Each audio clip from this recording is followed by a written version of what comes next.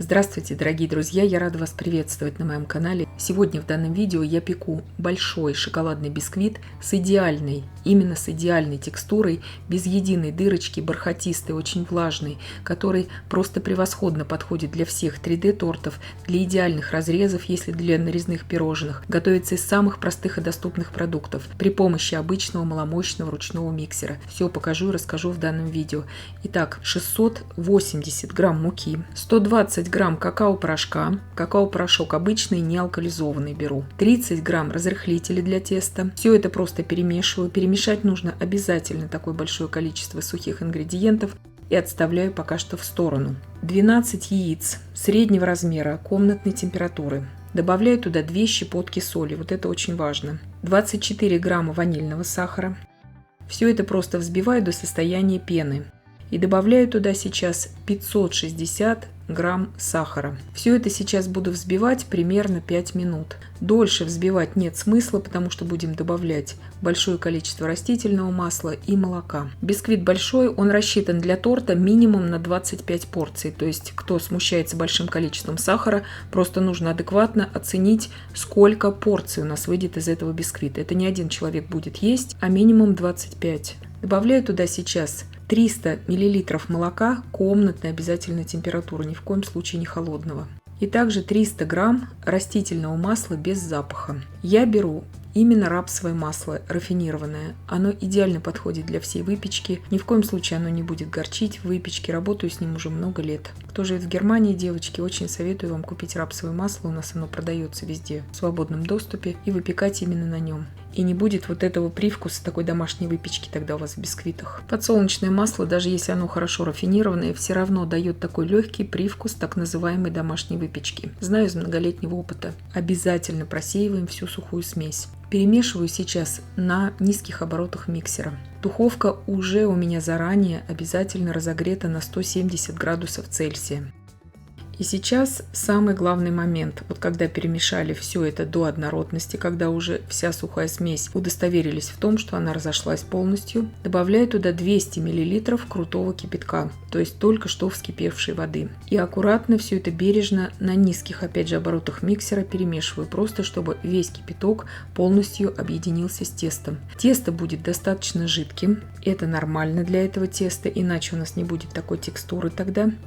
И форму здесь берем очень стабильную, чтобы не было в ней ни единой дырочки, ни единой щели. Вот это очень важно. Форма здесь у меня 34 на 24 сантиметра. Застелила ее всю бумагой для выпечки. Здесь не нужно себе делать больших иллюзий, что бисквит этот очень сильно поднимется. Он останется примерно в тех же объемах, что и был объем сырого теста у нас, но это нормально для него, потому что у нас другая здесь, в принципе, задача испечь идеально по текстуре бисквит, который в последующем может стать идеальной основой для 3D-торта. В следующем видео я уже буду собирать с ним 3D-торт. Выпекаю сейчас на среднем уровне, температура 170 градусов Цельсия, режим вверх-вниз без конвекции, примерно 1 час. Это в моей духовке.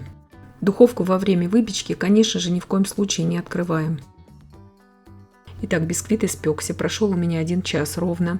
Проверяю деревянной шпажкой в самой серединке. Небольшая очень шапочка у него будет, это нормально для него. То есть здесь я все говорю честно, что вас ожидает. Нам главное здесь его текстура, вот эта бархатистая, без единой дырочки. Это очень большая редкость для шоколадных бисквитов. Все буду показывать сейчас, когда буду нарезать. Кто-то пишет в комментариях, что на такой размер противня или же формы этот человек может испечь. И с использованием всего 5 яиц этот бисквит, и он выше поднимется. Поверьте мне, я могу даже из 3 яиц испечь такой бисквит с моим огромным опытом. Но вопрос в другом, каким будет потом этот бисквит? Рыхлым, очень пористым, абсолютно непригодным, допустим, для тех же 3D-тортов и для нарезных пирожных. В этом вся ключевая проблема. Я ему дала полностью сейчас, несколько часов он у меня оставал на столе при комнатной температуре. Я не убирала его в холодильник, и сразу же его уже можно нарезать и брать в работу. В следующем видео я буду показывать, как я собираю 3D-торт с ним. И этот бисквит очень влажный, он в принципе не требует пропитки, но я его буду все равно пропитывать, я буду собирать с ним торт Марс с этим бисквитом. он идеально нарезается сейчас на 4 коржа по 1 сантиметру толщиной. Я буду его нарезать. И обратите внимание, каждый корж вам по-честному показываю, то есть в каждом корже нет ни единой дырочки. Идеальная бархатистая текстура у бисквита. Готовится, как я уже сказала, из самых простых и доступных продуктов. Вот такой он эластичный получается, минимум крошек при нарезании, потому что есть шоколадные бисквиты, которые просто безумно сильно крошатся. Вот этого здесь нету. Есть, конечно, какие-то оптимальные крошки, но это все, я считаю, что в порядке вещей здесь. Шапочку сейчас тоже будем использовать. Потом уже при сборке 3D торта я ее буду использовать. Это уже в следующем видео я все буду показывать. Вы же можете себе взять на заметку, можете в другой форме. Если вы захотите в круглой форме, здесь смело можно брать 28 сантиметров в диаметре форму на такой объем теста. И обратите внимание, даже сама шапочка не содержит в себе ни единой дырочки.